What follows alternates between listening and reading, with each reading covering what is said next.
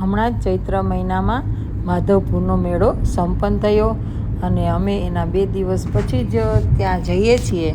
તો માધવપુર ખૂબ જ સરસ વિશ્વવિખ્યાત મેળો થઈ ગયો છે. તો ચાલો તમે પણ અમારી સાથે જોડાયેલા રહેજો અને અમે ટૂંકમાં એને માધવપુર કહીએ છીએ. અમે માધવપુર જઈએ છીએ અને ત્યાં દરિયાકાંઠે જઈએ છીએ.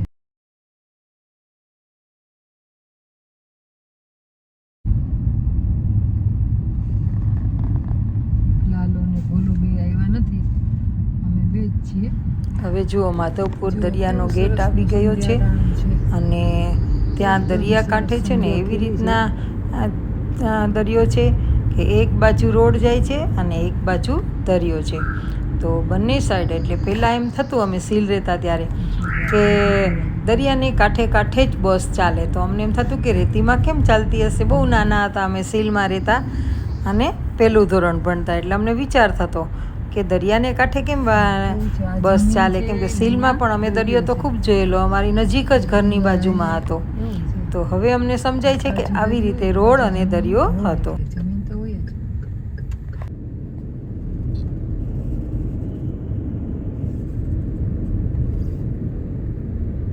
બસ બસ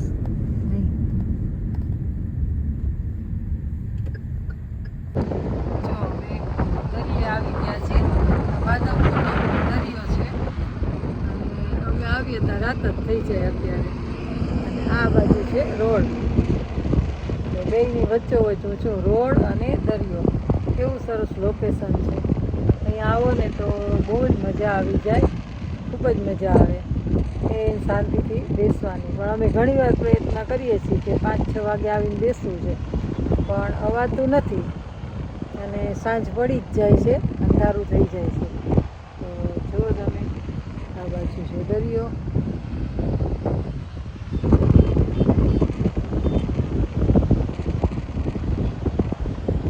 આ બાજુ પણ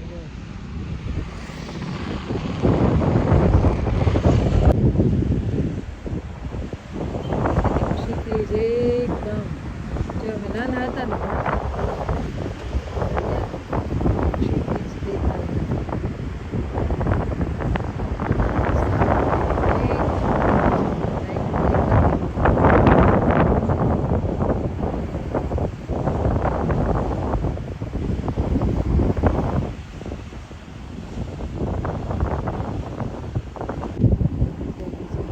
આવી ગઈ અમારી. હવે થોડી વાર બેસશું અમે.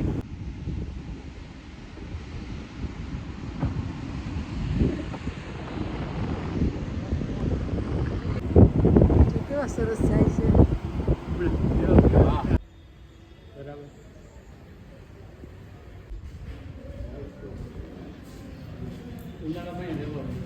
જો અલગ અલગ જિલ્લા છે. જો આ છે જિલ્લા અને એમાં અથાણા સચવાય સરસ મજાના અને ડિઝાઇનવાળા તમને જોવા મળશે.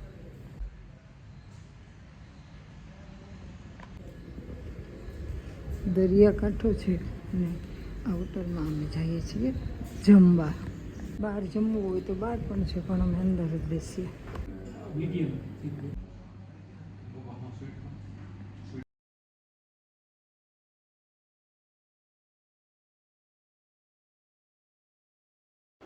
હવે અમે કેશોદમાં આવી ગયા છીએ અને આ કેશોદનો 4 ચોક છે.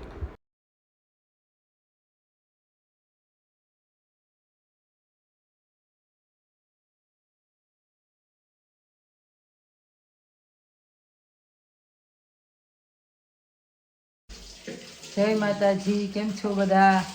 તો જો આજે આપણે છે ને ઢોસા બનાવવાના છે, એટલે સંભાર પણ. તો ઢોસાનું ખીરું છે ને આપણે તૈયાર લેશું. શું કામ એને કે અત્યારે ઓચિંતાનું જ નક્કી કર્યું છે.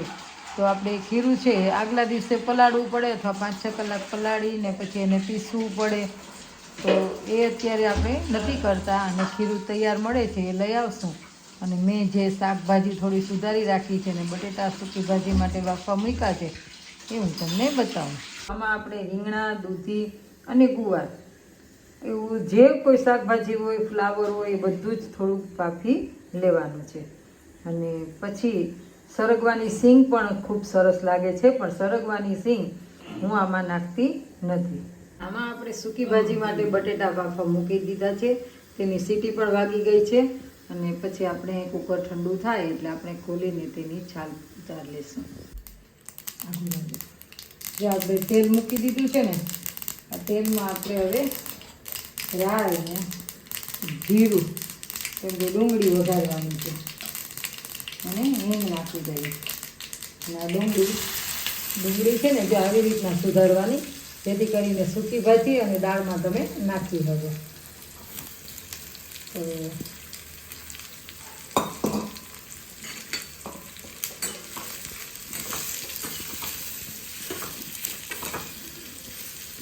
આની અંદર સાતડી લેવાની, એકદમ ગળી જાય એવી. પછી એટલે જો આપણે સૂકી ભાજી બનાવી લીધી છે, અને એ પણ આપણે બહુ સરસ મજાની વઘારી છે. સંભાર પણ બહુ સરસ થઈ ગયો છે.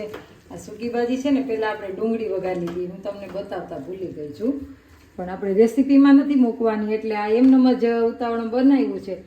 એટલે એમનેમ તમને મારા દમુસ વ્લોગ ચેનલમાં બતાવું છું ખાલી, પણ આ મેં દમુસ કિચનમાં મૂકેલી નથી. એટલે આ સૂકી ભાજી અને હવે ઢોસા ઉતારશું ને કેમ બનાવશું ને એ હું તમને બતાવીશ આમાં.